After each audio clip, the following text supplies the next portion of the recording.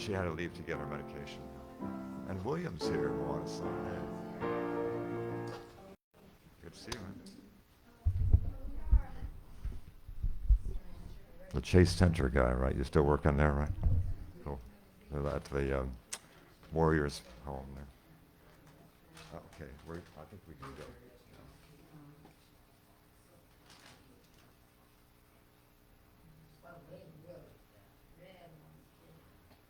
Now, what key is it? Is A flat?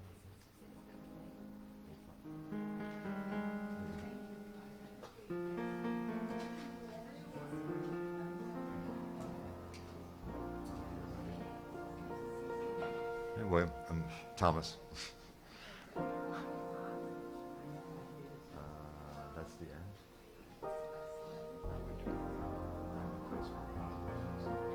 I'll leave that.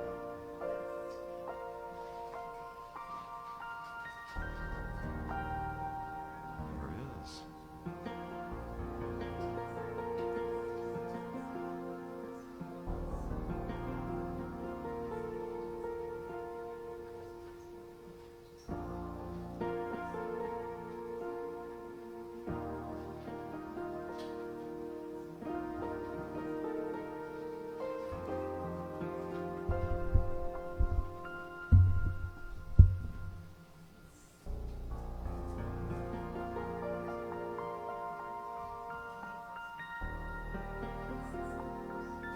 What's that?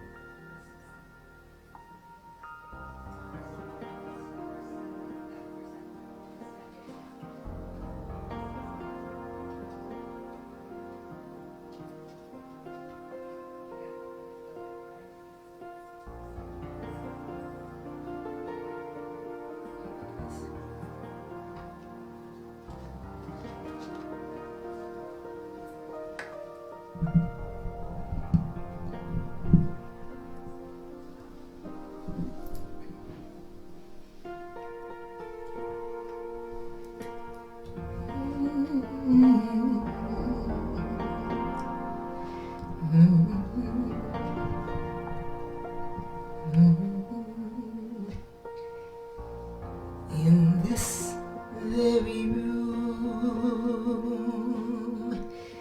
there's quite enough love for everyone.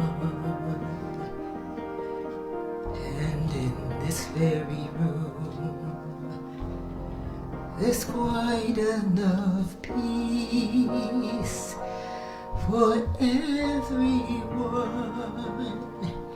And there's quite enough power and quite enough peace to walk through our whole day through. For Spirit, God's Spirit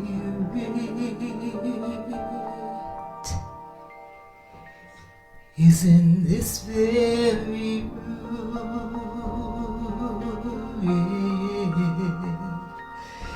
in this very room, in this very room. Okay. So we're gonna do. What's next is the opening song. Is there? I'm sorry. Do you want to do an evocation one? Yeah, sorry. That comes after the reading. Sorry. Thank you. And then we'll do.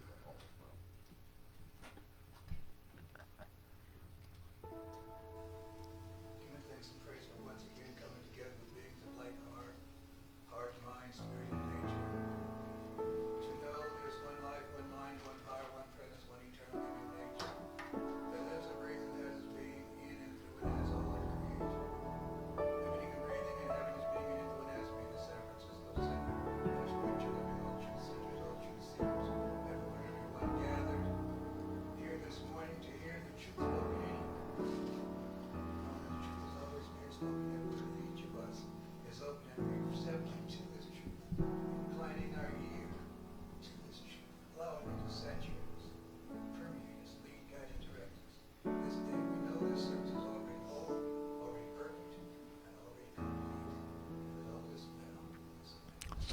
Here we go.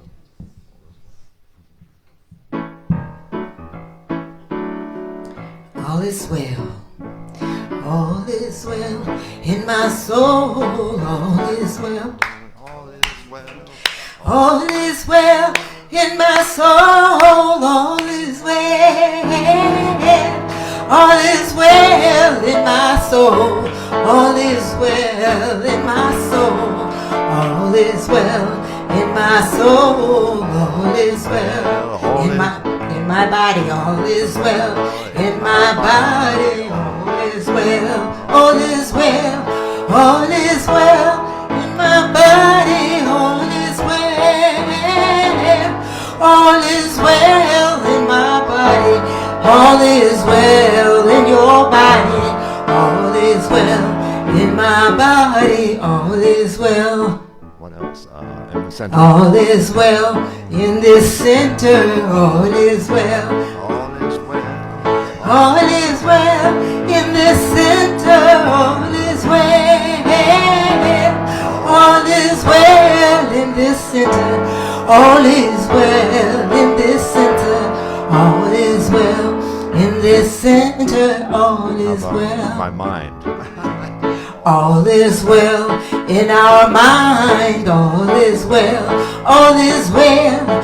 All is well in your mind. All is well. All is well. All is well in your mind. All is well in my mind. All is well in my mind. All is well. Heart. All is well in my heart. All is well. All is well. All is well in my heart. All is well. All is well in my heart. All is well in your hearts. All is well in my heart. All is well.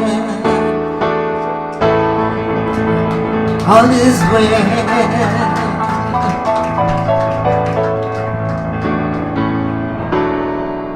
And now Sandy Cupid's going to read for us today.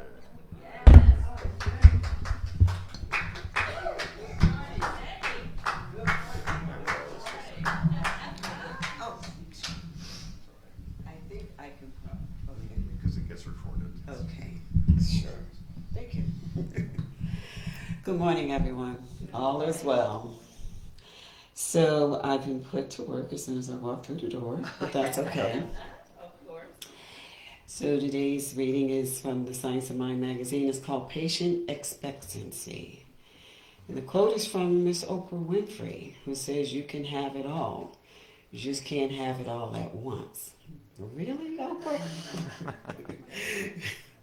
In visualization, our thought creates a mental picture of a desire and presents this image to the mind with the full expectancy that its accomplishment is now a fact.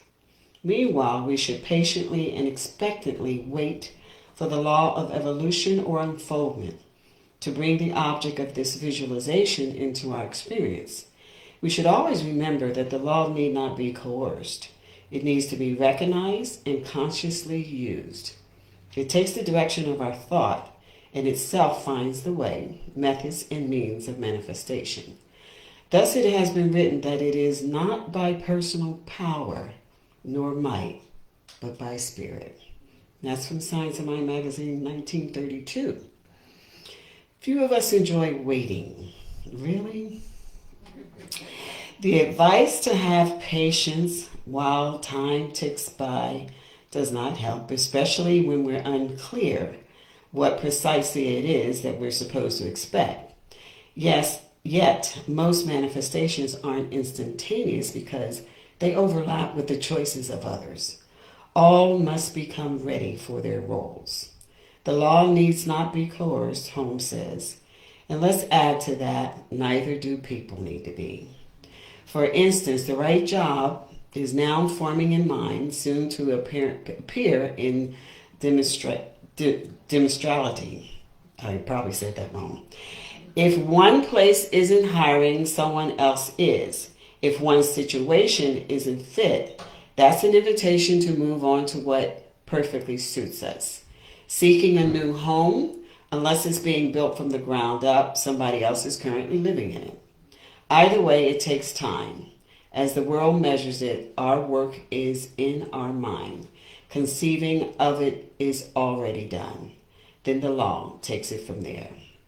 And the affirmation is there is an invisible chorus responding through everything in nature and every person I meet. And so it is. Repeat that last. Sure. Like, so do I call this one? Oh, the Yeah, the affirmation. okay. The affirmation is there is an invisible chorus There is an invisible chorus responding through everything in nature responding through everything in nature and every person I meet. and every person I meet. And so it is. Thanks. And so it is. Okay.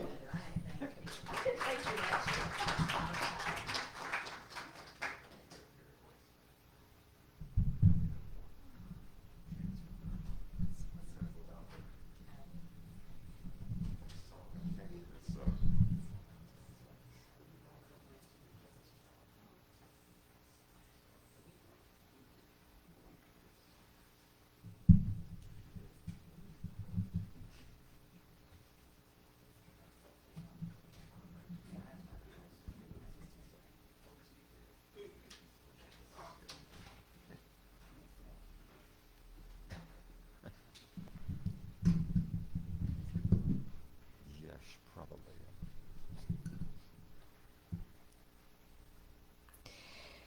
This is a song written by Sweet Honey in the Rock.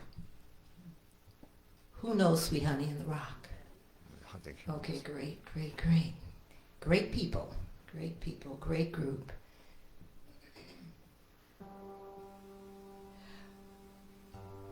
So this song is about breaths. So as you listen to the words, just be with the song, be with what's being said. Did I say good morning? No, not. I missed that. Good morning. Good Good morning. morning. Breaths.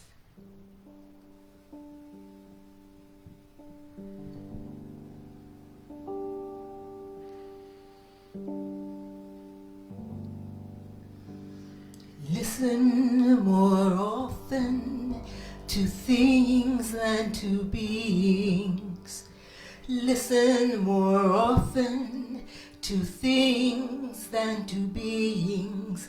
'Tis the ancestors' breath when the fire's voice is heard. 'Tis the ancestors' breath in the voice of the waters.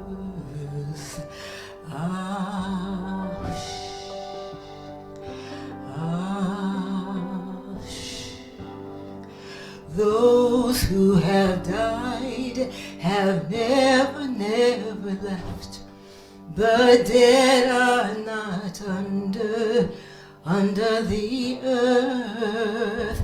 They are in the rustling trees. They are in the groaning woods. They are in the crying grass. They are in the moaning rocks. The dead are not under the earth. So listen more often to things than to beings. Listen more often to things than to beings. 'Tis the ancestors' breath when the fire's voice is heard. 'Tis the ancestors' breath in the voice of the waters.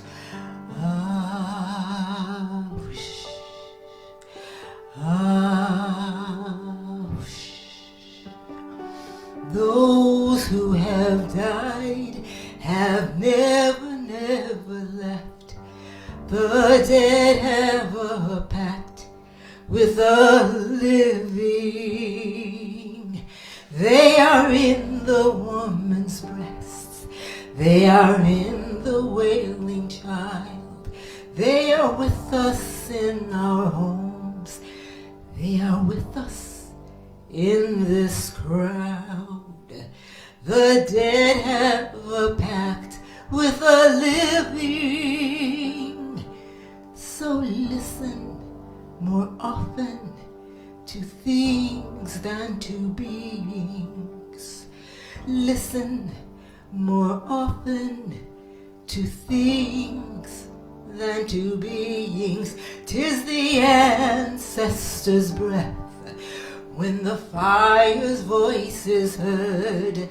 'Tis the ancestors' breath in the voice of the waters. Ah, shh, ah, shh,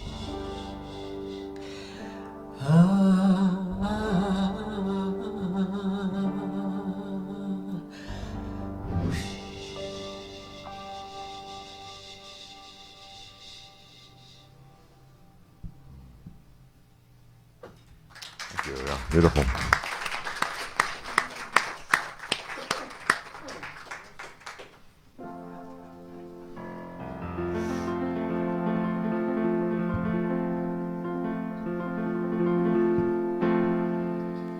Happy anniversary to you. Happy anniversary to you.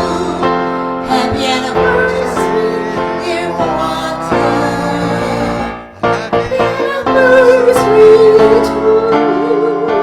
Happy anniversary to you. Happy anniversary to you.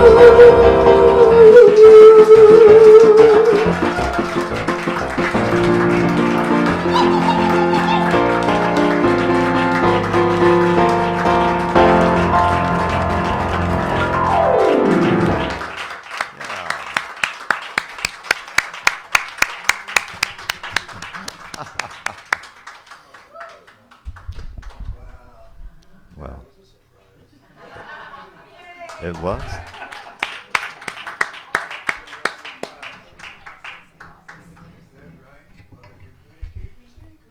Wow. Oh my goodness, what a delight, what a treat. Kind of taken aback here. Come on, what else? Is it okay if I speak for a minute? And Please do. So I have to tell a quick story. I'm going to stand over here. So the first part is, do I have to do that? Okay. So the first part is, so much for technology. I had my little thing, I'm pushing flash, on, nothing. But here's what happened. So Moana, I don't know if you remember this conversation. It kind of went like a while back, 2 years ago you told me, I'm turning 70. And I thought, oh, we should do something. So I put on a big party, and then he said, I'm 69. So there was like, then we have to do it again next year. So I turned 70 last year, right? And then we did a night party. Who doesn't love to party? So not a problem. And then not too long ago, he said, I'm coming up on 30 years at the center. And I thought, wow, we have to do a party. And then I heard, wait, no, it's not that many, whatever. So it's the 30-ish, okay? And we're all happy about it. So we're having a wonderful feast after the meal, and everyone please stay. There's plenty of food, and we're going to party like it's 1999 for my generation anyway. Thanks. Thank you.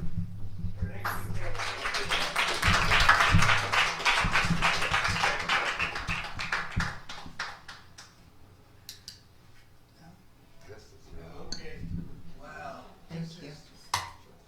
This is indeed a shock. Thank you. We wanted to surprise you. We nailed it.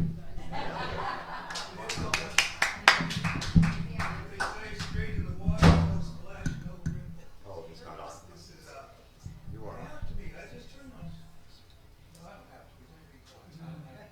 to be. See how you could be so wrong? Talked about it last week. Be wrong for months at a time, don't even know. Sometimes years. Welcome to my humble abode. Welcome to San Francisco Center for Spiritual Living. Welcome to so many long-time faces. My goodness, Beth is in the house.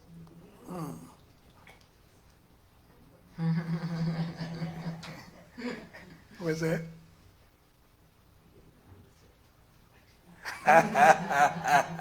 Everybody's shocked to see William. They're like, because they remember when William came, he was like that tall.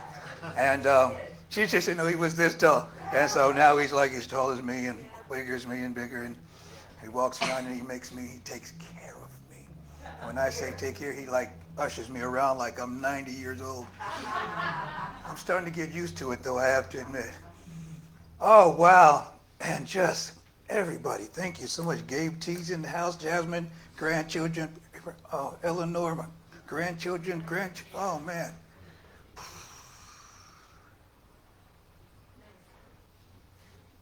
I'm very happy. I mean, and when I say that, my critic automatically cranks up like, who cares?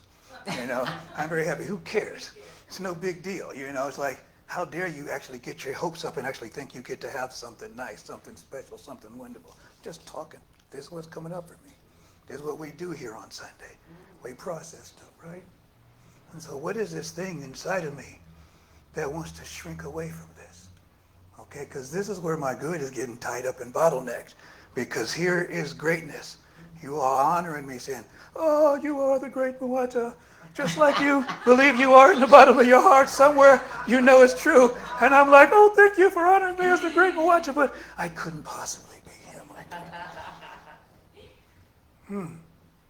There's an, how does it go? It's coming to me. Interestingly enough, today's talk is about power. Kind of reminds me of it's a joke. I got a lot of jokes today, I'm sure. About the Buddhist. The Buddha walked up to the hot dog vendor. Everybody knows this one.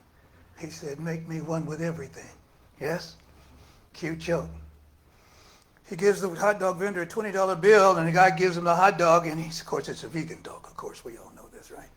And the Buddha says, what about my change? And the vendor says, change comes from within. Power comes from within. There is no such thing as external power. If it's coming from the outside, it is a force and not a power. A force is temporary. A force is applied. A force is disruptive in a coherent field. Forces break things down. Forces break down themselves. Forces create friction, fragmentization. That, what they said. It does that. Many of us, that's all we know is force. We were raised with force. I certainly was raised with force. Force caused everything to happen in my life, and in my life I didn't know anything about power. I was developing power because I was with people who had power, but they kept me in line. I learned the rules by the application of force. That means something bad is going to happen to me if I do not comply. I was coerced. Yes? Were we coerced? Okay, there's an expression that says a person convinced against their will is of the same opinion still. Can you say that?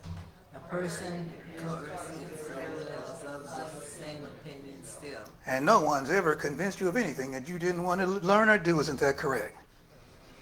So there's an old story about the girl was, they kept making this little girl sit in the back seat for her own safety, of course, because it's safer back there, but she likes it in the front because she can see better. And every time they go for a ride, there's this constant battle back and forth. And finally, they just put her in the back seat, and they wouldn't let her out of the back seat. Everybody got in the front seat, and the car takes off driving.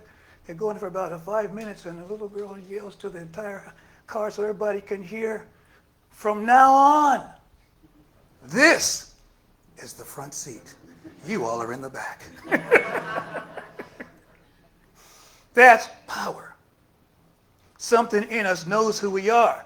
Power comes from knowing who we are. If we don't know who we are, we don't have any power. That's why the disenfranchisement of a people is such a, I don't even want to call it power, it's a powerless thing. You know what I'm saying? It siphons so much away because you don't have anything to identify with. African Americans come in here losing their identity, using their cultural history, not realizing where they're from. Now we're susceptible to whatever story that's being told. Abusive relationships happen because the person who is the abuser is able to break down the persona of the person involved by convincing them they were nothing until you met me, and I'm everything, and if you stick with me. I had a good friend of mine, I actually like this quote. I did it for a while. You might hear me say it every now and then, but not in the way he would say it. Even though he was joking, he would say, stick with me and you'll be big. I like that, stick. Can you say stick with me and you'll be big? Stick with me and you'll be big. But we know when I say me, I'm talking about the God within me, the God within all beingness. So I'm saying stick with the Most High, stick with God, stick with Spirit, stick with the Holy Ghost. However you approach this thing, if you stick with that, you will continue to grow and enlarge and become more powerful. And powerful is it's like being power filled with power. But I'm not talking about being filled with power. I'm talking about being power unto itself. Because self-knowledge is power unto itself. Are you with me so far? What did I just say? Self-knowledge is power unto itself. Oh man, the whole class showed up today. It doesn't happen like that all the time. Okay, I guess we're in Kansas now, huh? Indeed, Toto.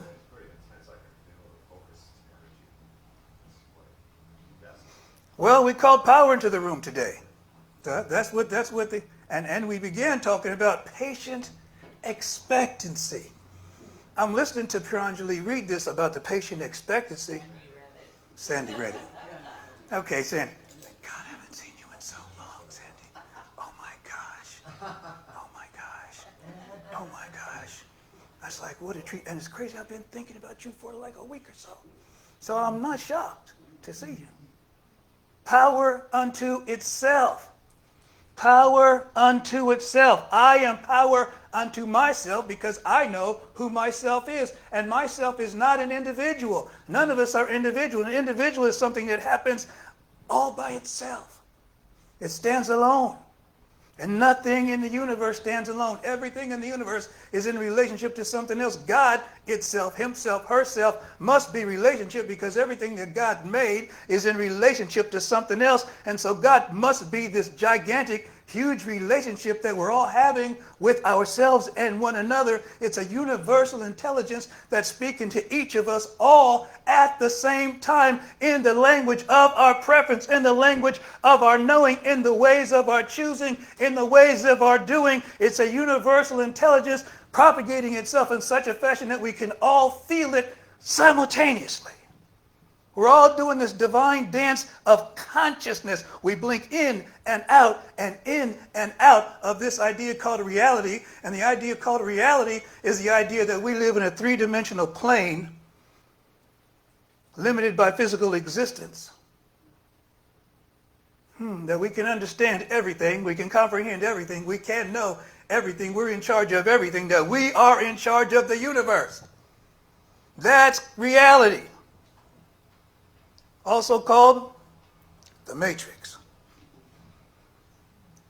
Because as long as we think this is the truth about ourselves, we will be powerful in that arena, but powerless as our own beingness, because in that arena we're telling a story that we've adopted over the years to help us feel safe and secure in what we've grown to experience as a hostile environment.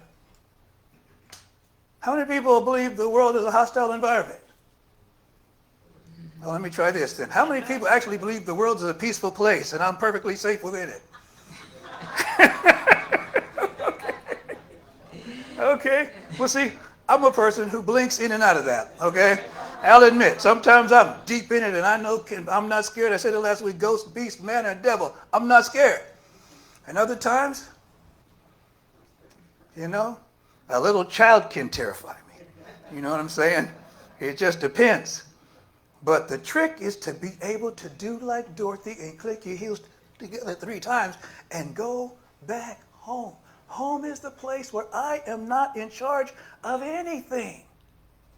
Home is the place where I don't have to know anything.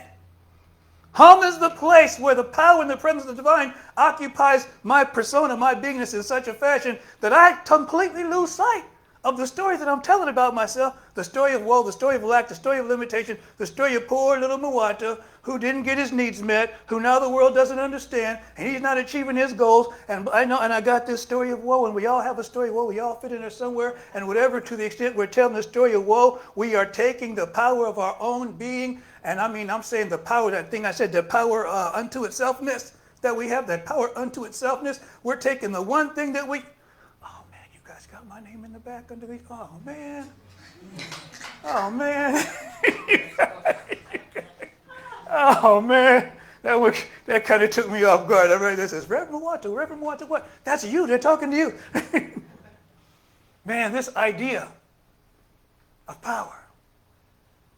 See, only I can define who I am, yes? Marty said, none but ourselves can free our mind, yes? There's a lot of ways to approach that one. But we are exactly what we say we are. Margaret Mead says, never doubt what? Never doubt that a small group, thoughtful and committed citizens can make a difference in the world. Indeed, that's all that ever has. Yes, I never doubt that a small group of thoughtful and committed citizens can make a difference in the world. Indeed, that's all that ever has. And each of us is a small group of thoughtful and committed citizens. Each of us is that. Each of us makes up that, and each of us is that. Because each of us is who we are because of how we fit into a society. In the concept of Ubuntu from, I believe it's West Africa, the idea is, I am because we are. I am because we are. I exist because we exist. If we don't exist, then I don't exist. I'm part of a collective. I'm part of a whole. And it's different because I grew up military. And when you grow up military, you learn how to be a cog in a wheel. Okay? And that's what manufacturing is about, being a cog in a wheel. And oftentimes citizenry has been described as being a cog in the wheel, and that our job as citizens are to help the machine run and not be concerned about what the machine is producing. Just help it run. Yes?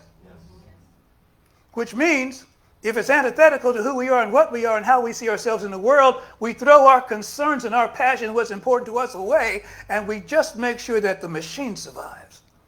Yes? In show business, there's that term, the show must go on. You know, in the ministry, there's the same thing. The show must go on. In life, the show must go on. People, life is going to continue to life. It doesn't really care what I'm tripping on in the moment. It doesn't care what you're tripping on in the moment. Life does not care. We don't like the idea that life doesn't care, so we have a God to take care of us because life is cruel and life doesn't take care of us. But we know nature is cool, but God is supposed to be compassionate. Are you with me so far? So in order to be God-filled and be protected by God, and thank you so much for this water. Give me a chance to pause and see where this talk is going.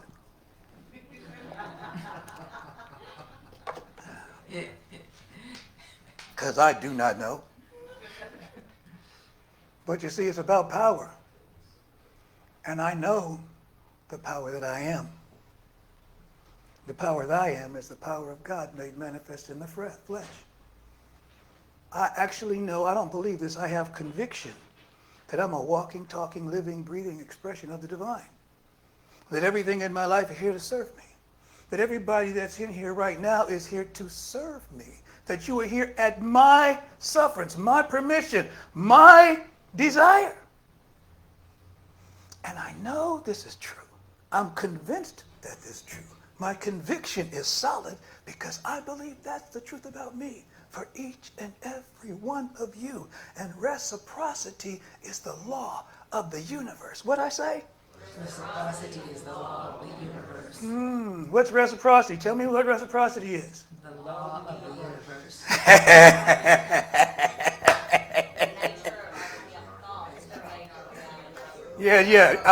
Nikki says the nature of our thoughts create our reality.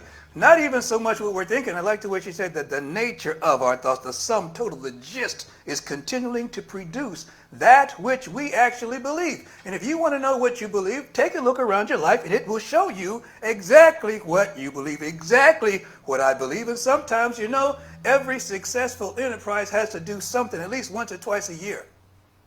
What is that? Audit is correct. Inventory is correct. We got to know what's in the storehouse. We got to know what's in the warehouse. We need to know what's not selling and what is selling so we can get rid of the stuff that's not selling and get rid and bring in some more stuff that is. Yes?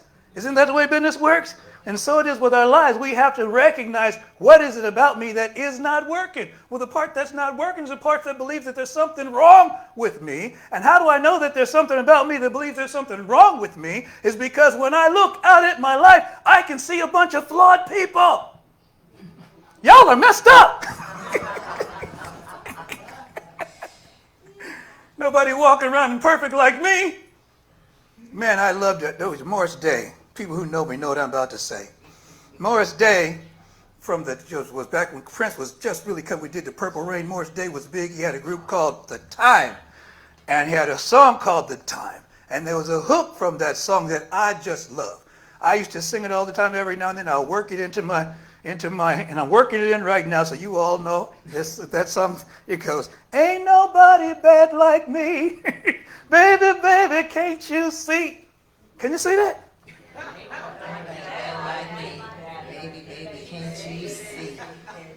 How's that feel? That feels good, doesn't it? She said, we know it. It feels good because it's true. But you see, if you say that, then something's wrong with you. Your ego is out of check. You're arrogant. You're vain. You think you're better. I don't think I'm better than you. I guarantee you I don't think I'm better than you. The problem is you don't think you're good enough. You don't think you're better than you. You don't know how valuable you are. Sometimes I don't know how valuable I am. We don't know what divinity is. We just get glimpses of the heaven. That's when everything seems to be going our way. You know how it feels. You get up that day and everything, you get all the green lights and people are speaking, the sun is shining, the breeze is the exact right temperature, you're finding money on the ground, everything's working. We've slipped over into consciousness, into oneness, and we're living a life of oneness. We're living a life of power. The life of power is a life that recognizes that the power of God is not separate from the power that I am. And the power that I am is not separate from the power of life. And the power of life is inclusive of all things, all circumstances, all situations, all beings, especially including the stuff I don't like. People, spiritual work is not for lightweights. Consciousness is not for people who are trying to be safe. If you want to be safe, you might as well leave now. You're like, okie dokie. Thanks for the heads up. I'm out of here. It's not safe to be alive. Life is hard. We've all heard these things before. Childhood is traumatic. That's the original Rasulism. It's traumatic for everybody. Nobody gets out of childhood going, that was a breeze. Everybody like, dang, that was tough. It took me my whole life to get out of childhood. Yes, it did. I'm only 21, but it took all 21 of them. Man. So this is about to recognize that there is no power except the power of the divine, and I am one with that power. That means there's no power besides the power of me. People, when you know who you are, you get to be vain. You get to be arrogant. You get to be those things because you know that they're true for everybody, not just you. So it's like, just like, what did he say? Edward Villion, I love the quote. He says, if you put me on a pedestal, if you see me up on a pedestal, come up and join me. Don't try to tear me down. If you don't feel this good about yourself, don't be mad because I feel this good about myself. What can I do to feel better about myself so I can have some of what he's got, what she's got, what they have? That's what happened to me when I found this philosophy. I was broke, busted, downright. I couldn't be trusted. I was like, broke, busted, crooked, couldn't be trusted, something like I was in bad shape. I walked into a place, everybody was doing better than me. Everybody. All these people had stuff. I didn't have jack. And I knew one thing. I want me some stuff. Those people have stuff. They seem to know how to get stuff and be happy. Life hasn't kicked their butts and ruined them. They seem to be happy. They seem to love me in spite of my insanity. I knew I was crazy. It seemed like they didn't seem to know. They just kept hugging me and loving me and hugging me and loving me. And people, something happens to us when we start to get loved up on. We respond to love because it's our nature to be loved. It's our nature to be loving. And when we experience lovingness, the reciprocity, the law of the universe, the law of God kicks in, and it elicits love coming up from the depths of who we are. And when we feel that love, that is power. That is power. That's what power feels like. Power feels like love. Why does it feel like love? Because love is united. Yes? Love is cohesive. Love is in balance. Yes?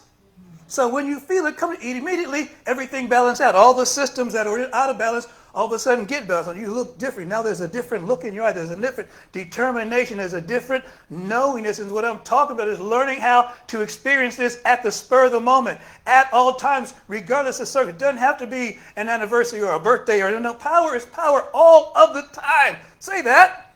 Power is power all of the time. So are you power some of the time? Are you power some of the time? No. Are you power all the time? Yes. Who knows their power all the time? Raise your hand if you know your power all the time. Say, I'm the power all the time. I'm the power all the time. I'm the power all the time. I'm the power. I'm the power all of the time. I'm the power all of the time. And because I'm the power all of the time, Because I'm the power all of the time. I accept this as my life. Now say what your life is right now. I accept this is my Say it. Say it. You just declare it. Say it out loud. Say, what is your life? You are filming it right now. I am whole, perfect, and pleasing in such a fashion that I am literally a conduit of conscience flowing in through and as me. Allow the presence of God to flow through me in such a way that I am the light, I am the lantern, I am the fountain by which spirit is enthusing itself and flowing freely throughout life kind and all of humanity. I am the blessing for all life kind. Yes? Yes. This is a different way of living, people. We show up not in our smallness anywhere. No one can argue with me. No one can fight with me. There was a guy at the Sealamore conference we go to. He was just call him a drifter, homeless person. He carried the backpack. He's moving. And it's a conference where there's this spiritual thing, and he kind of challenging our philosophy. He's like, he didn't got nothing better to do. You know what I'm saying? He's outside the hall. He's messing with people. He's a big dude too. He's messing with people. And finally, he tried to mess with me a little bit, but I didn't even know that's what he was doing. And I kind of shined him on. And finally, I heard him say, I've been out here for 2 hours, and no one will fight with me. I can't pick a fight with any of you. What is wrong with you people? You just found a bunch of happy folks who are not intimidated by your sense of lack and limitation. Your anxiety and sense of insecurity does not trigger. And that's the thing about power. We lose it when we get triggered.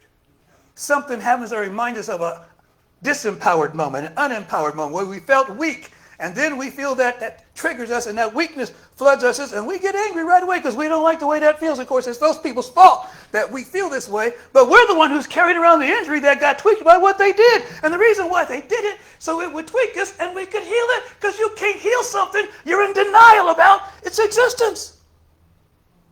Yes? I didn't lose you on there, right? So that means everybody who's in my life who's getting on my blam nerves, I ordered them up special to help me with my blam nerves. You see, when you pray for peace, God doesn't go, you are now peaceful, my child. That's not the way it happens. Oh, you want peace? Well, let me send you some unpeaceful stuff so you can work on it. By the time you get finished with this, I had a supervisor do me like that. I was real quick, I could do my work so fast. I just party and BS until about 2 o'clock. Up and down, I'm just having a good time. Then 2 o'clock, I'd sit down and crank out. She said I had to do 10 cases a day. I'm cranking them out. Oh, sister. Dempsey's mom. Oh, sister, I got something for her. It was Friday. I went to check my stack. She said, make sure you have them done by the end of the day, Oliver. Don't you leave them. Like, I always get them done. She's been saving. She had 10 of the hardest cases. I was still on them, two cases in. It's an hour or two later. I'm still at work. It's 9 o'clock. I'm still at work. I'm like, oh my goodness, I'm going to have to come back to get this done. And I know I better not miss being back. Sometimes that's the way it is. It seems like we got too much on our plate. Like there's 10 of the hardest cases. How am I going to get through this? Lions and tigers and bears, oh my.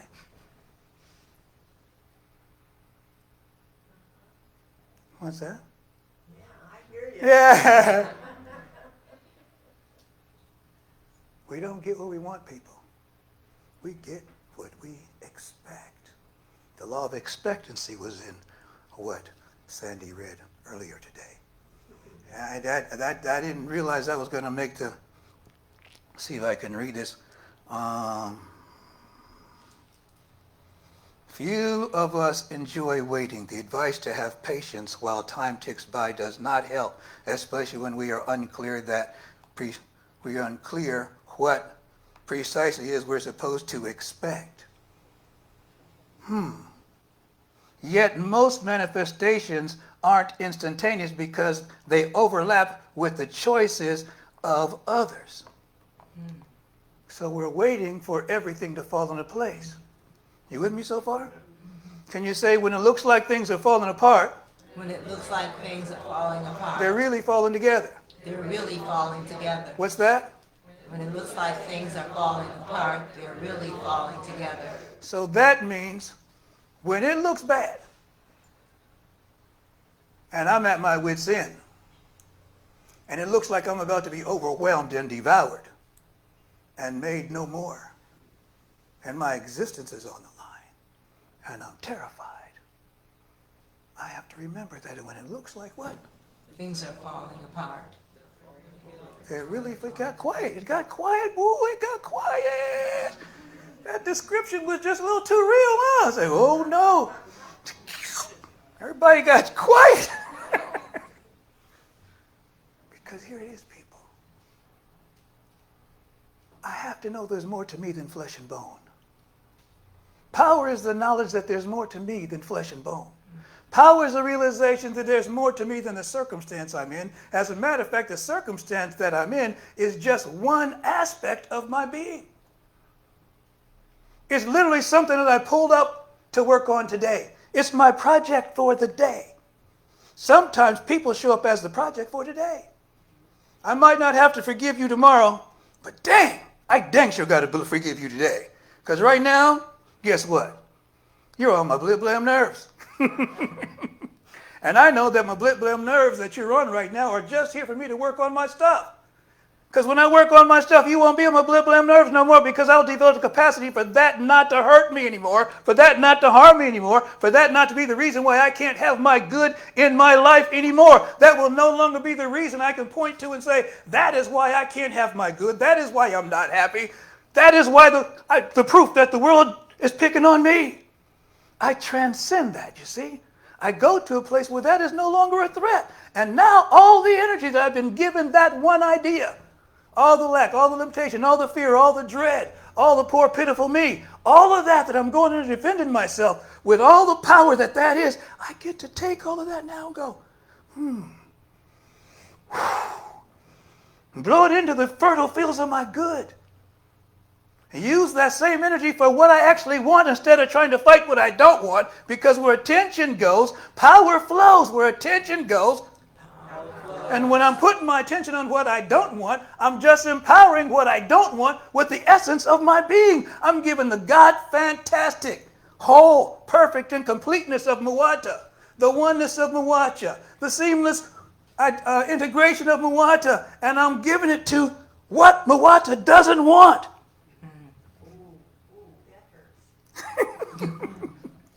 I was telling the truth when I told my son Gabe. We got into it one time. And Gabe looked at me. Gabe said, man, dude, you can hold a grudge. And I heard this coming out of my mouth. I didn't know it was true until I heard it coming out of my mouth. I started paying attention right after that. Sometimes people are there to provoke the truth out of us. The truth came out and said, that's right. I don't just hold grudges. I nurse them until they become big and strong. I mean, who needs a weak grudge? I mean, who needs a weak grudge when you can have a strong grudge? You don't want to die with a gun like this.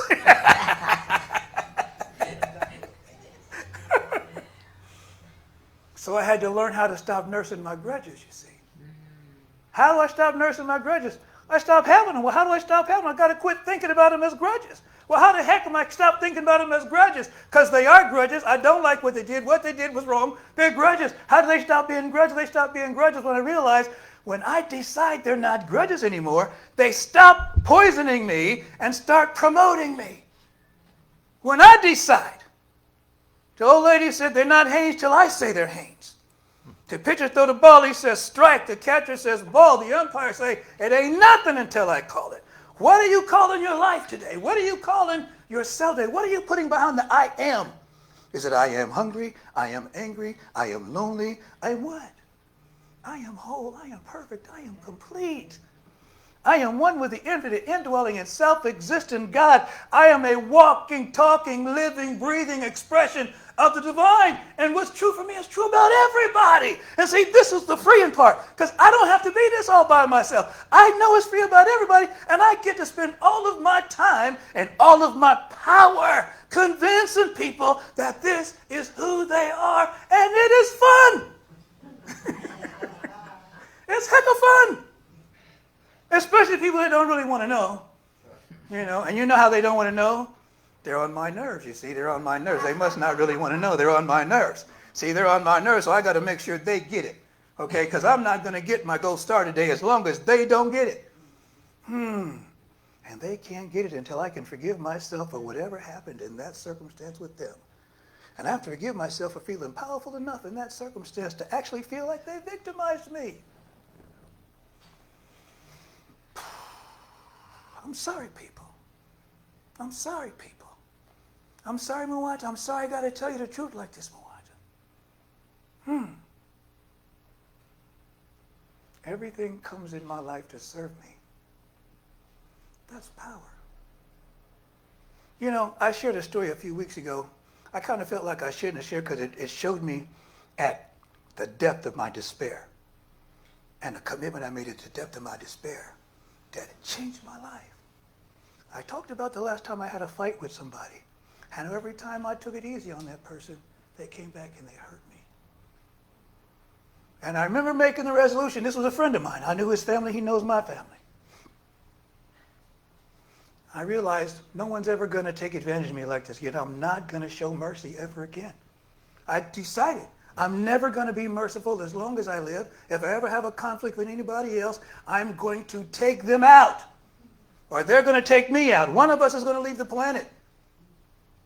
Because I'm not, what's that? Somebody got to go. My daughter laughing because she knows this guy. This is who raised her. She's like, that's right, somebody got to go, Daddy. Somebody got to go. I'm sorry I taught you this, baby. I'm sorry. I'm sorry. There's a different way to show up in the world, okay? And the grandchildren say, that's right, that's right, that's right. Scripture said the sins of the father visit upon the third and fourth generation.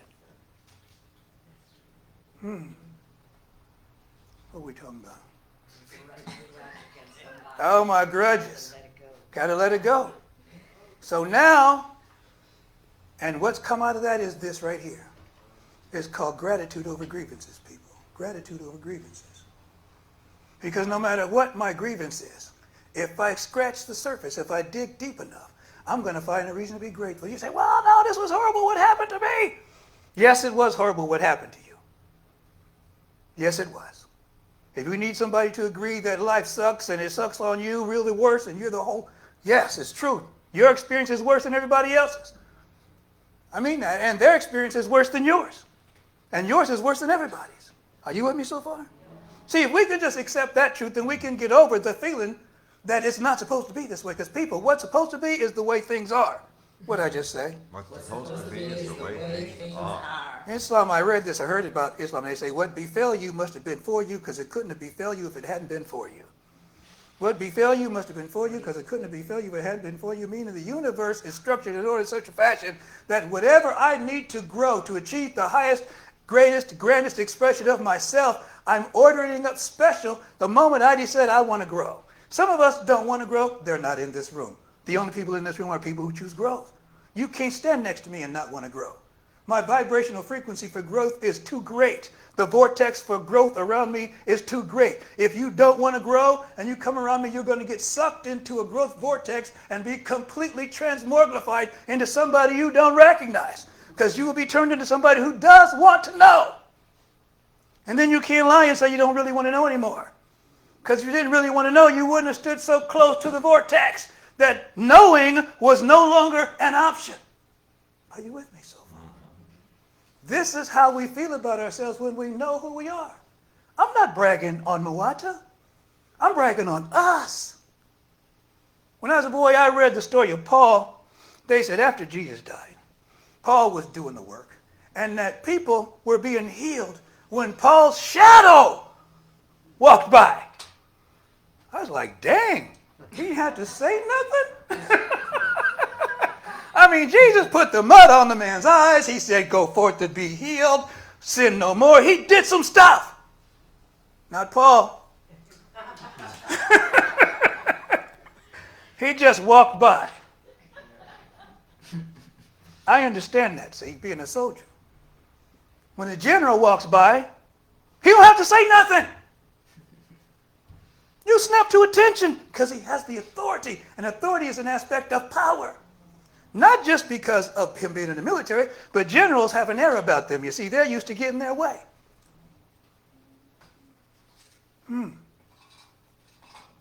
So I'm learning how to do that. I love that thing. Everybody saw the slap heard around the world. Yes? Yes. Chris Rock got slapped. They said Chris Rock was in the, what they call this pose? Royal pose. Royal something. Okay? Only royals walk this way. You know why? They're not worried about anybody attacking them. See, as a man, I'm not going any place with my hands behind my back. My daddy got on my case if I was walking with my hands in my pockets. I'm certainly not going to be with my hands behind my back, but this pose he was in, they described it as someone who's absolutely certain of their safety and their security. Nobody's going to bother me, you see. Every now and then you see me break it out up here on the platform. I haven't mastered it yet because this is a position of defend myself. But I think it's a position of at rest. But everybody has somebody to forgive in this room. Everybody in this room has something to forgive and someone to forgive. Isn't that right? Who doesn't have anybody or something to forgive? Raise your hand so we can spot you and guilt you out of here.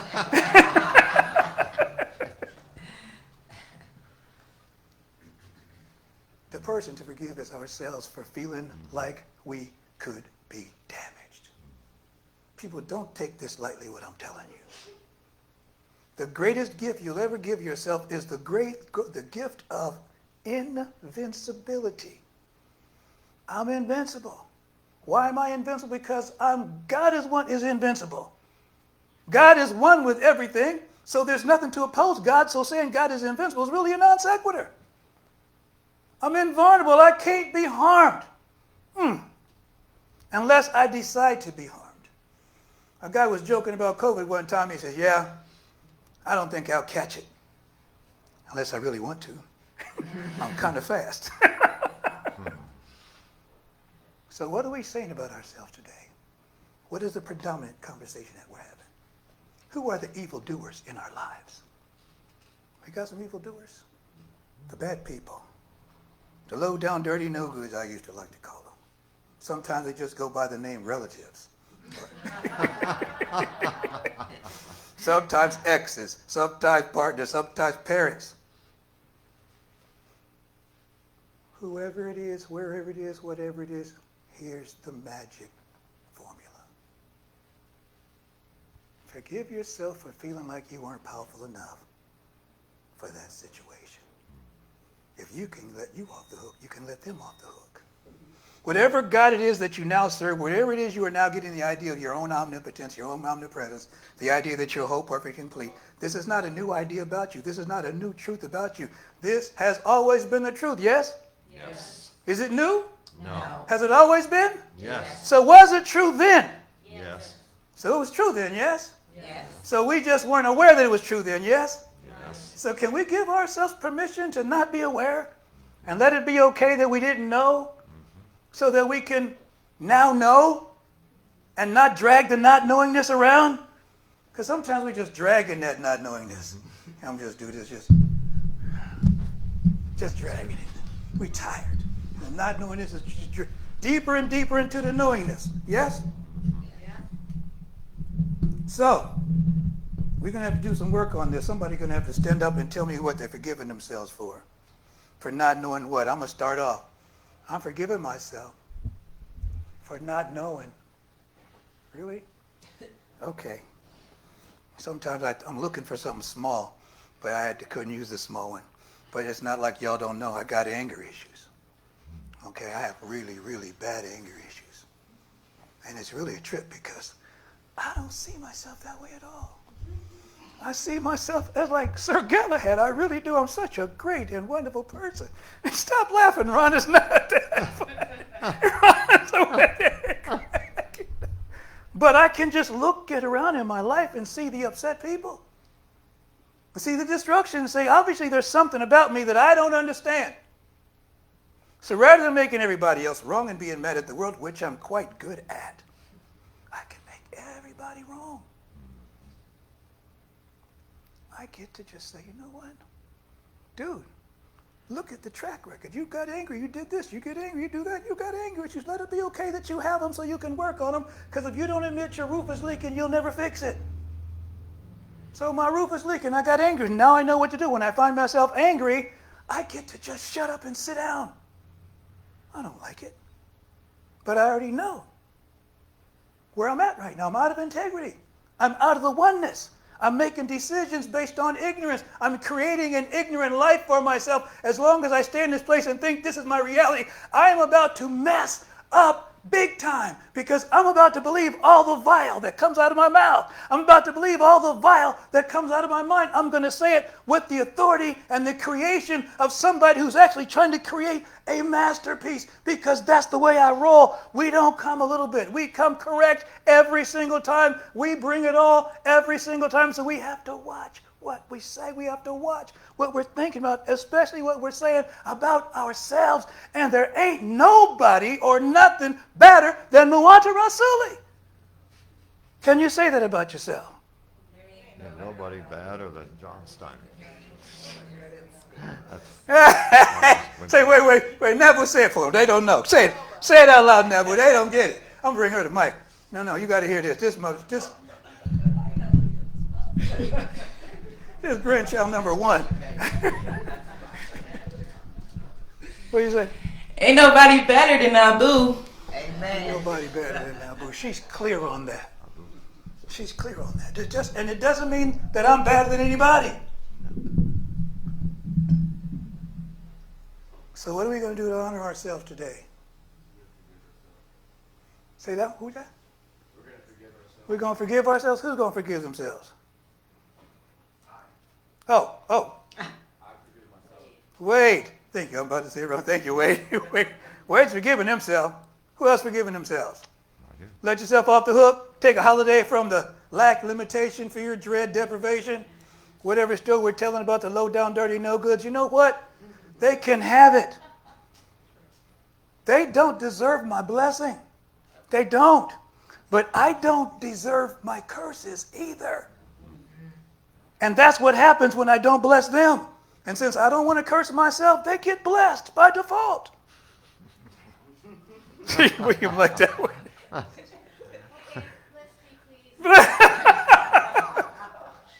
You are blessed. Indeed. By default. Yes, you are blessed, but yes. Yeah, I've been perceived that a very dear friend that I cared for a lot is disrespecting me. He has disrespected me, and I'm Yes. And I'm pissed off, and I'm not going to be his friend, and I'm not going to like him anymore after 5 years of friendship. And thank you for today, because no one can disrespect me. No. That's whatever problem they've got. That's their problem. That's not my problem. They can't disrespect. That's the beauty of it. You get to be you. I got the Holy Spirit right here, next to me, in me, around me. Indeed you do. Thank you, God.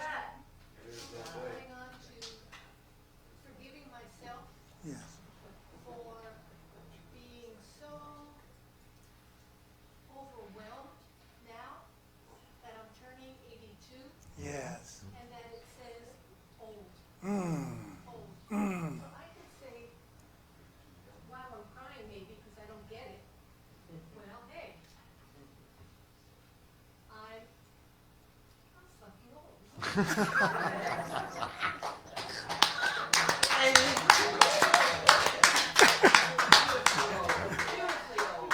Yeah, blessedly old, beautifully old.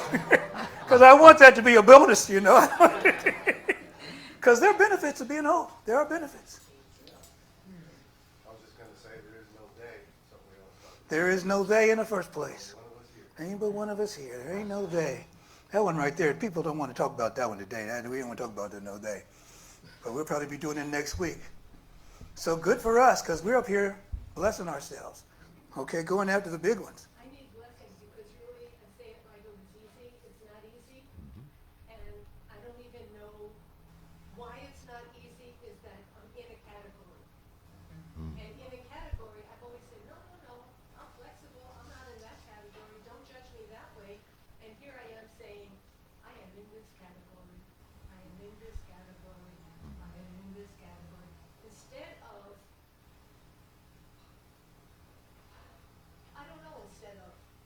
of saying, okay, I understand.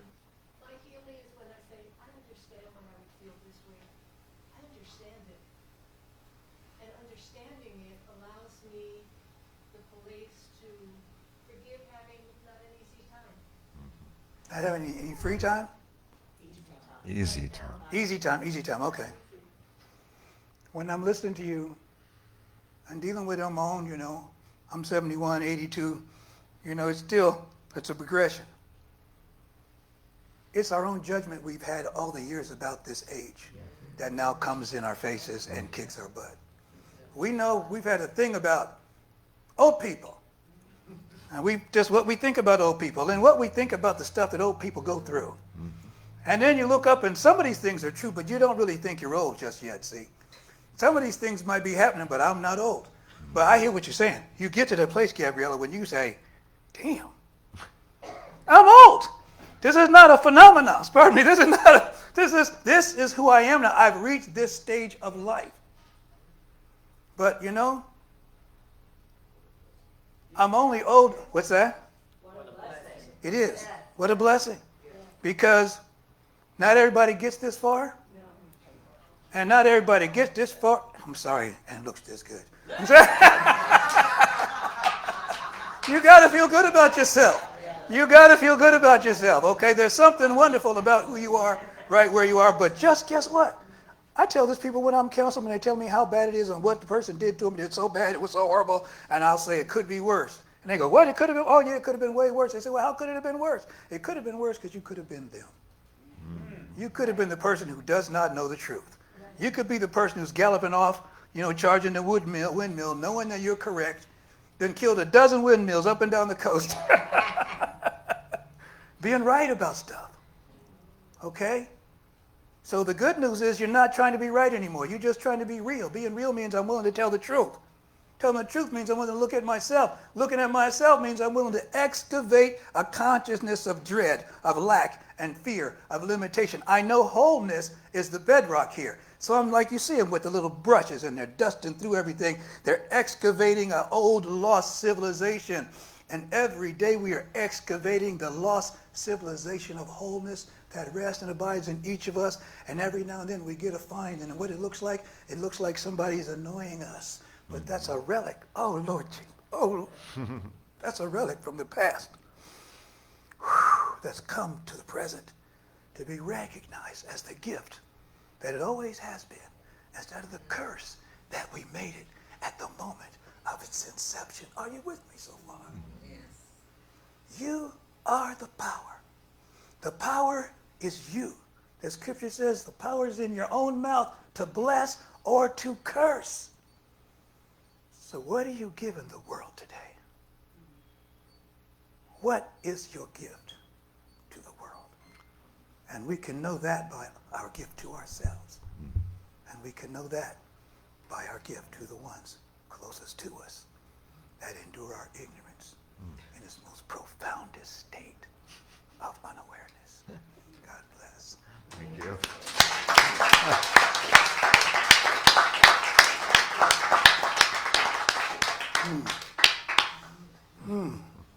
I tell you one thing, I'm staying away from that power subject from now on. We can't talk about this no more. We're moving into our time of sharing. It's a time of how empowered do we feel around our finances, and if we're willing to circulate that idea of wholeness through that activity called our offering. Oh yeah, the gifts are there in the back there.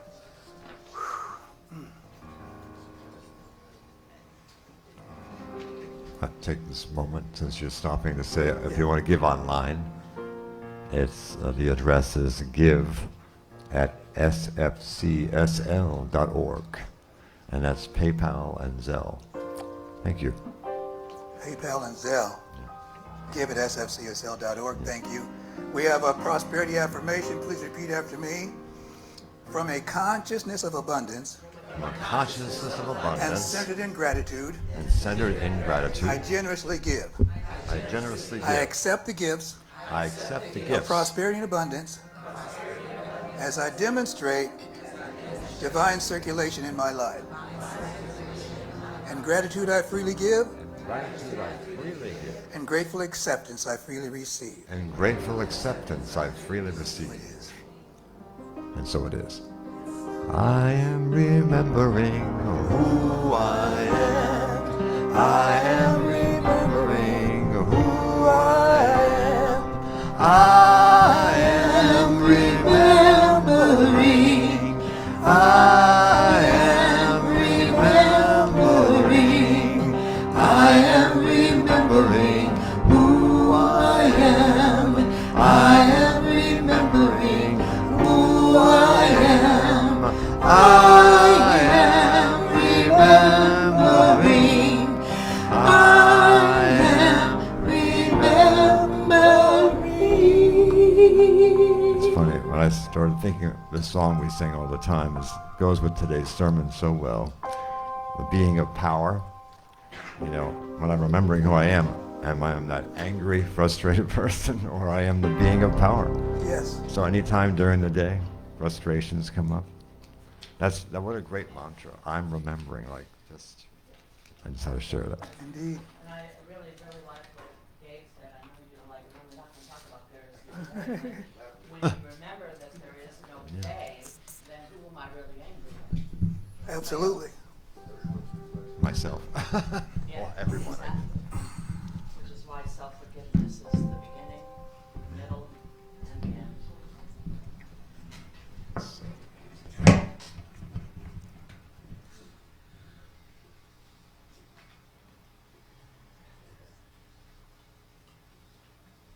Thank you. Thank you, Gabriella.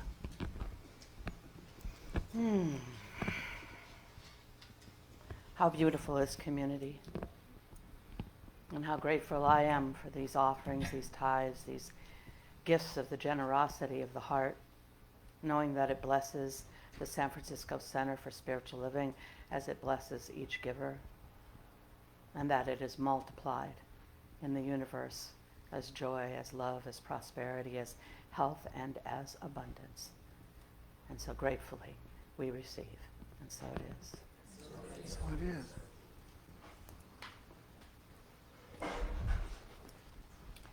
Remaining in a consciousness of oneness and of wholeness, I invite each one of us to join together now in a time of prayer.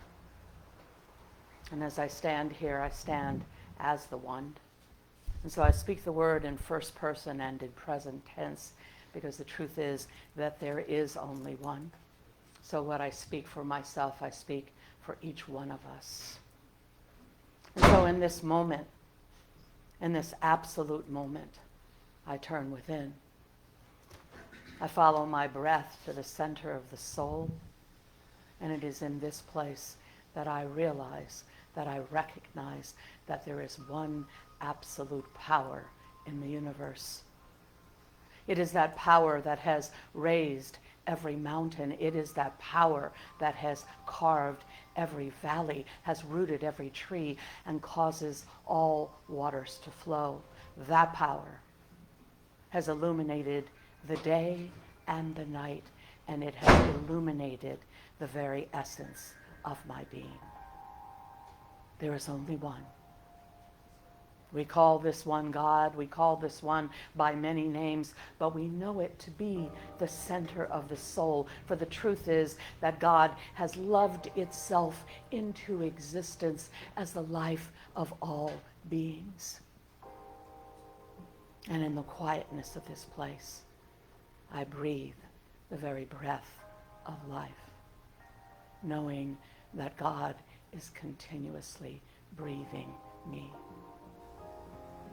I feel the beating of my heart in the full synchronicity of all life, beating out the rhythm of joy, of harmony, of peace, and of love. This is the essence of my being, no matter what is taking place in my life, no matter what has ever been said or done, not said or not done by any living being, including myself. I know that the full presence of Spirit abides right where I am. And therefore I cannot be harmed, no matter what it seems like. There is only the unfoldment of God in my life, taking whatever form I have imagined into existence. And so if that form is not of my liking, I allow it to fade back into the no thing from which it attempted to emerge. And in its place, I stand rooted solidly in peace, in joy, in prosperity, in health, in abundance, and the joyful acceptance of life in all of its glory. This is the truth for myself. This is the truth for all beings everywhere. I know that God is. I know that each one of us is the abiding presence of Spirit. So joyfully, gratefully, in the fullness of joy, I surrender this word. I release this prayer to the immutable law of perfect manifestation, and I trust in its demonstration in my life and the life of all beings. In one resounding voice of joy, of faith, and of acceptance, I declare, and so it is. So it is. Amen. And Ashe.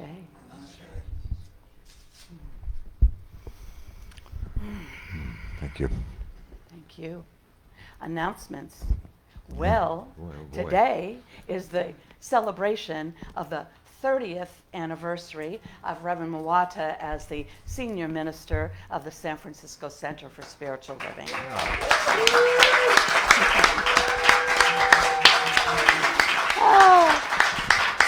A surprise celebration that has been in the works by a whole lot of people that I want to thank.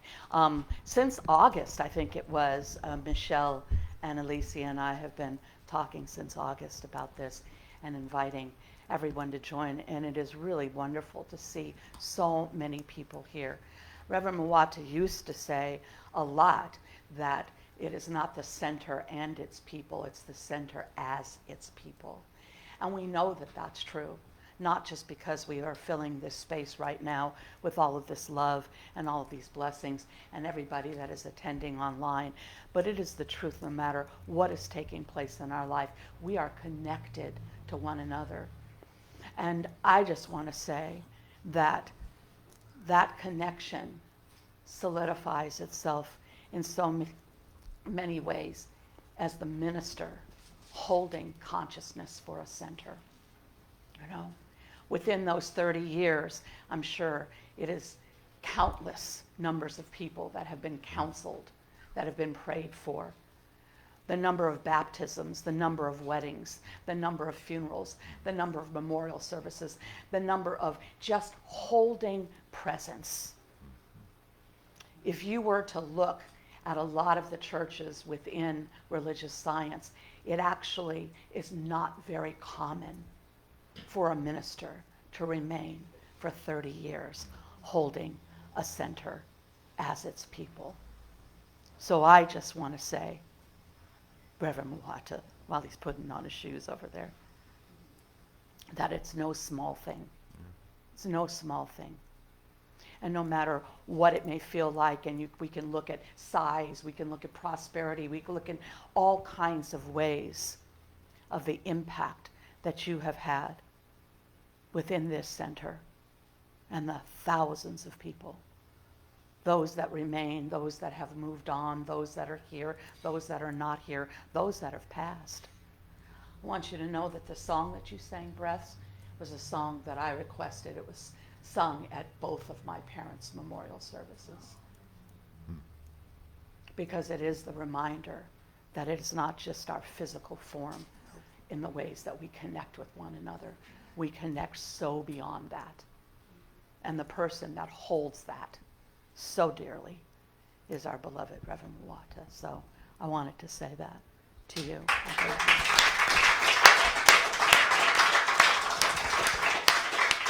And I want to absolutely thank Michelle, who is a masterful planner, if we didn't know that already, and Alicia.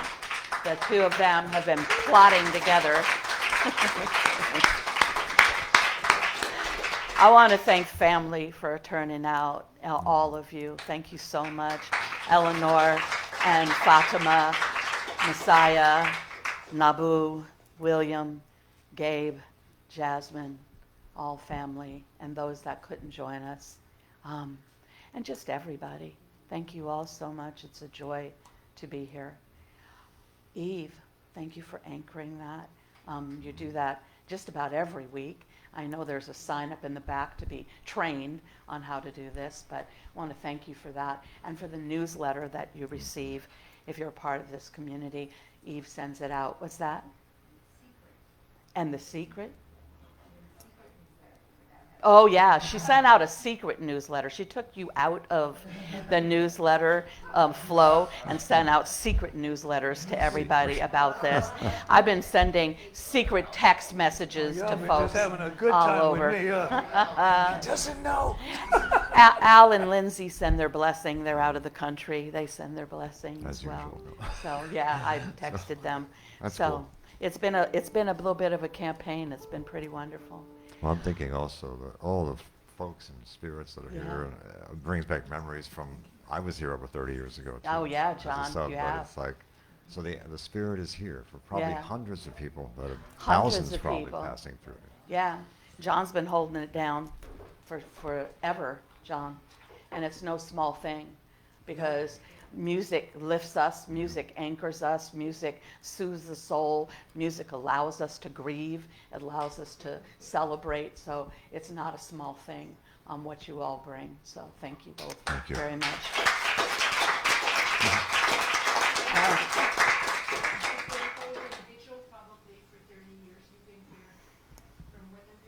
Oh, yeah, for sure. So Beth Anderson, one of our practitioner emeritus. Yes. Practitioner emeritus means you've been a practitioner for over 20 years. We have 3 practitioner emerituses in this center. Beth Anderson, Matthew Green, and myself. So it's a beautiful thing. Cindy, thank you so much for holding vigil. I walk in the room and I can feel that energy. Talk about a vortex that pulls you in. Cindy has such a high consciousness of peace. It's just really beautiful. Wade Garrett, we haven't seen you in a long time. Indeed. Thank you for being here. I appreciate you doing that so much. And I love this. Look at granddaughters. Turn around, Jasmine and Nabu. It's really important. I want you to see this moment of Charlotte fanning her grandmother, Charlotte, because grandma is hot. I'm just saying, girls, just saying. So anyway.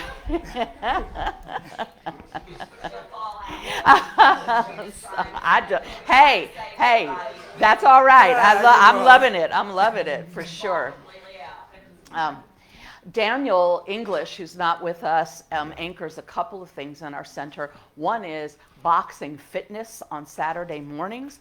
I know several people are joining that. If you want to learn how to, I keep threatening to do it because, might come in handy. So at any rate, boxing fitness on Saturday mornings. It's in the newsletter. He's also anchoring with Eve, but I think, Eve, you're saying that it's mostly Daniel, what he's calling Sunday school, which is, he's really, revealing his background in a church. But anyway, Sunday school really means an opportunity to connect after a service and talk about various ideas or principles. One of them that has been held that was talking about the creative process and how vital that is to understand the principles of the creative process. So if you're interested in joining that, I think he said it's going to be second and fourth Sundays after service, either about 1 o'clock. So either bring a lunch or grab something quick and then come back for what he's calling Sunday school. Are there any other announcements? Well, we're having a huge Or we're having a big food repast. after We're the having a service, fellowship so stick around. that, again, Alicia and Michelle and Yeah. Thomas, Amazing, don't yeah. want to forget Thomas, who is also a soul of service, is anchoring in the kitchen, and anybody else who brought something to eat. As I said, you all know I'm from the South, and this is an expression I love. It's like, make it a habit to fall in love with people who feed you. It's important. It's an important thing to think about. And it'll be inside out. There's also backyard. Outside in the backyard, and it's a beautiful day for Very that. beautiful It day. is a gorgeous Wow. day to be outside in the backyard as well. Any other announcements, anyone? I think that's it. So we have another beautiful. presentation, Another Mary? song. Thank you so much.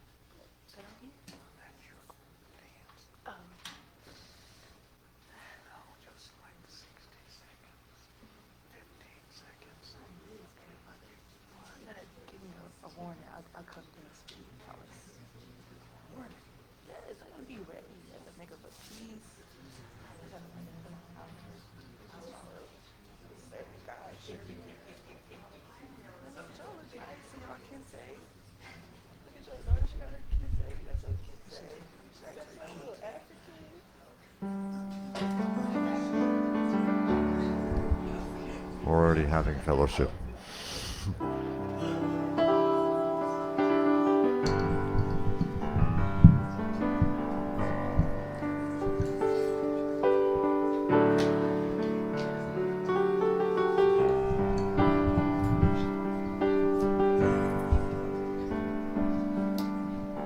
This is a song about love.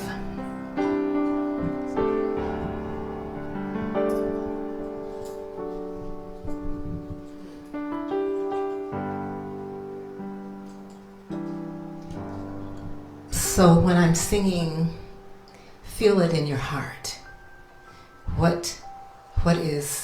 Who is speaking to you through your heart?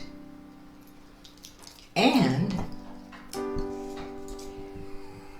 how you can continue to express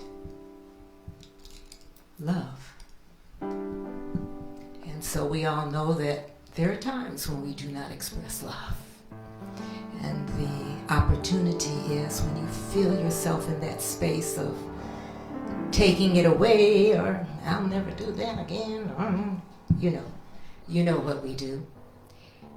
Shift it to love, because love is coming through you. I'm sure you all would rather have love come through you than anger and pistosity, Love can build a bridge.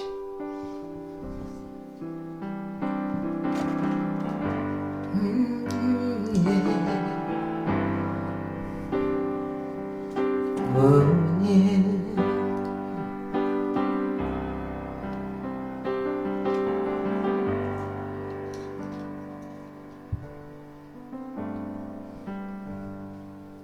I'd gladly walk across the desert with no shoes upon my feet to share with you the last bite of bread I had to eat. I would swim out to save you in your see your broken dreams, when all your hopes are sinking, let me show you what love means. Love can build a bridge between your heart and mine. Love can build a bridge. Don't you think it's time?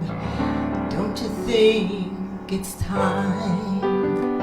So since we are here together, I would imagine that someone in here, if not each one of us, has an opportunity to build this bridge of love. So think about that person. And it just came to me that you can see the bridge going to that person. And then when you actually see the person, have that bridge be present at that time.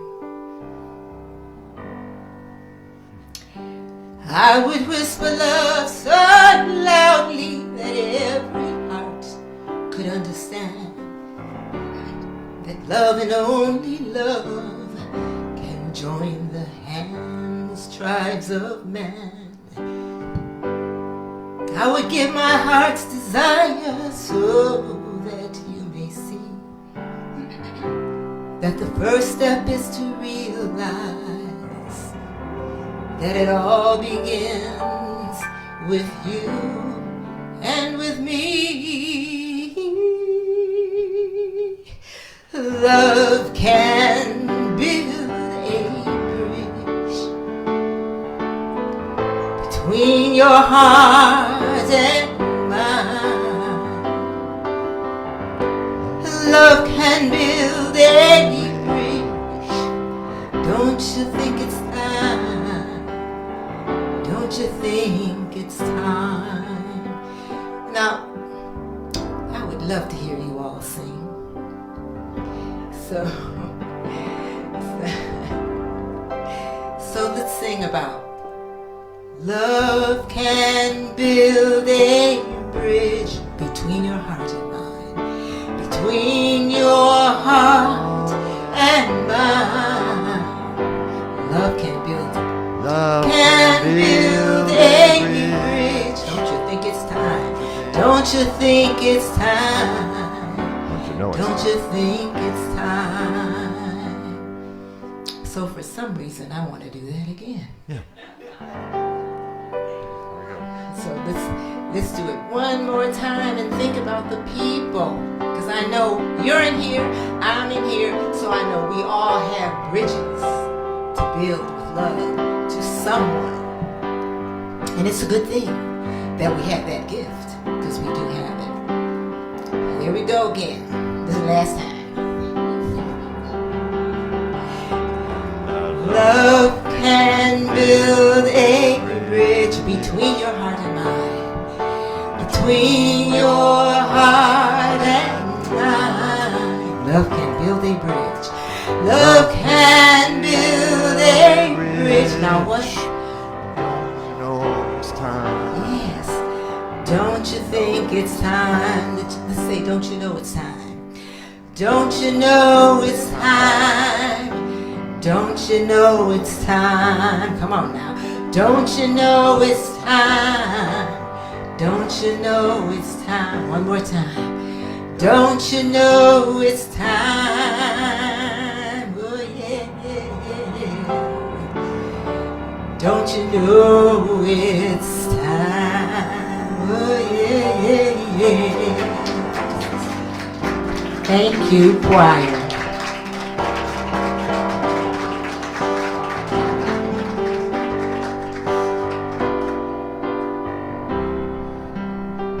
I have to say something. It's going to sound humorous. It's okay. That we forgot the bridge of the song. Singing about a bridge, and it's so like perfect. It sounded great. Without it was perfect. So I want to thank you all once again for being present. One of the announcements that, Oh, I think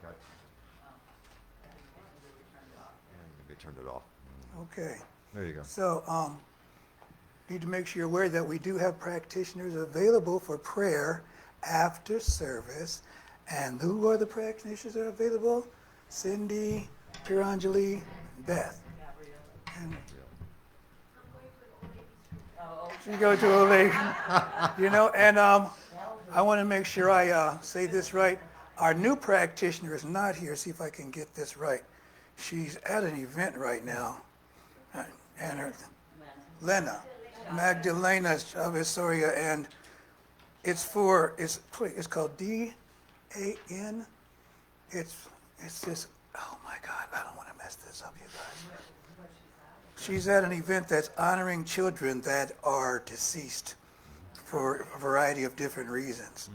And so they're doing, I wanted to get the name right now, but I wanted to give a shout out. We're keeping them in prayer for what they're doing today as well.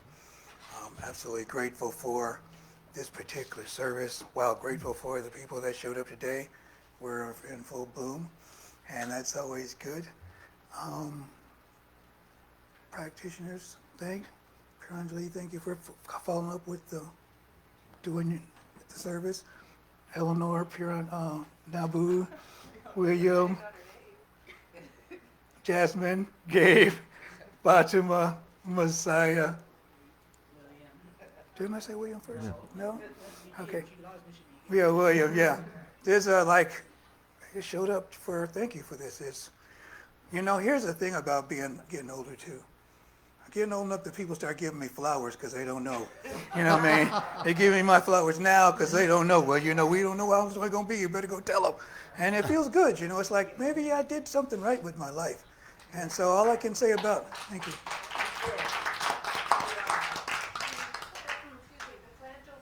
Yes. Is the regrowth of the plant that you were gifted Yes. for ordination. Yes, thank you. Yes, that actually, I believe that came with my, when I first came here. So that's like as old as the ministry here. So thank you for bringing that. And I was trying to say something else too.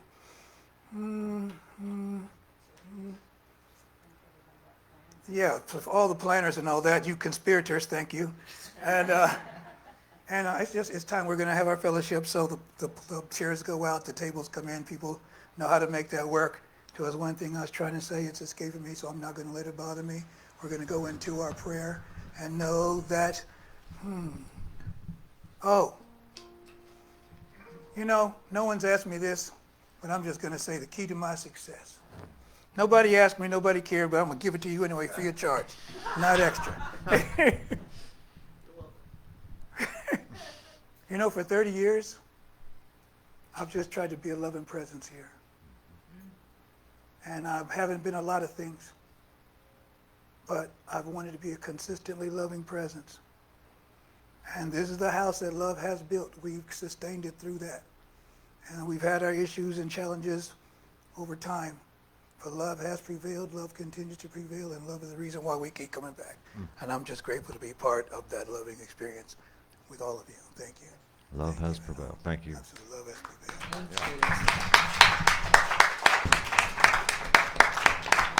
That's crazy, and that's the part that was escaping me, right? I'm like, I'm trying to remember something.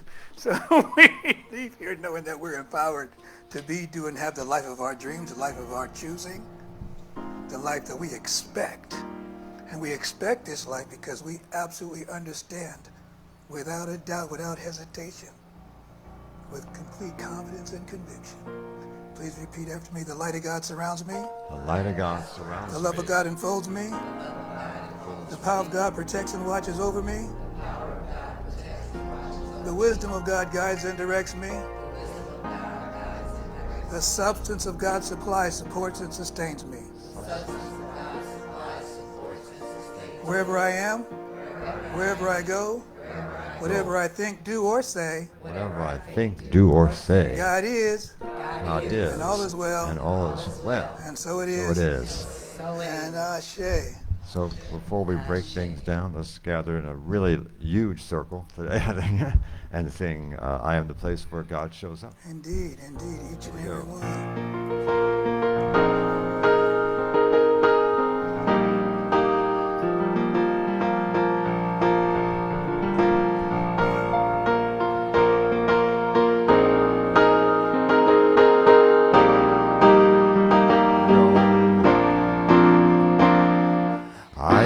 place where God lives, moves and breathes and has its being. I am the place where God shows up. I am the place where God lives, moves and breathes and has its being. I am the place where God shows up. We are the place. We are the place where God lives, moves and breathes and has its being. We are the place where God shows up. You are the place. You are the place where God lives, moves and breathes and has its being. You are the place where God shows up. I am the place. I am the place where God lives, moves and breathes and has its being. I am the place where God shows up.